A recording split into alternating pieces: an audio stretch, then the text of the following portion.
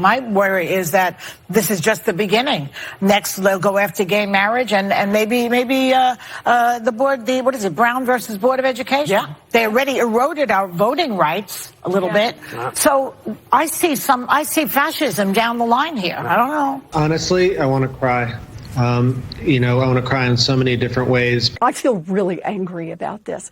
And what I feel angry about is that an extremist Supreme Court is going to impose their views on the rest of America. We got to get tough, and that means we've got to get rid of the filibuster and protect a woman's right to an abortion. The tone that Justice Alito uses doesn't just overturn Roe v. Wade. It sets it on fire. It completely eviscerates the right. Putting the government in control of women's lives in this way changes something fundamental about who we are as a country, who we are as a culture, and who we are as men and women. And I cannot believe that I'm sitting here, Jim, in the year of 2022, a right that I was born into a society that had, that my mother had, that my grandmother had, with a stroke of a pen can be taken away. This is a blow to poor women, and particularly to poor black women, because black women are the women who are getting abortions at a higher rate than any other group. No one is safe.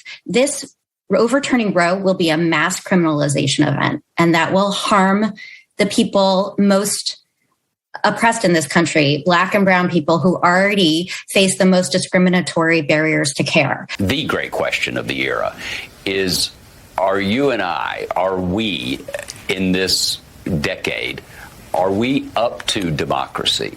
Are we commensurate to the task? And I'm worried that we're entering the darkest period of that test. A half century of constitutional rights supported by over 70% of Americans. Let me underline that again, because people lying to you on other channels will never say this.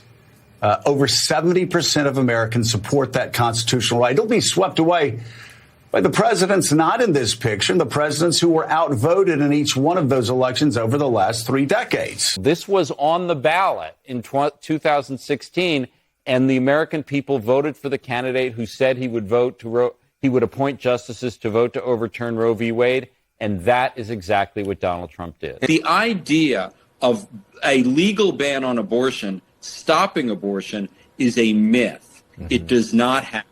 All it does is drive the process underground and endanger women's lives.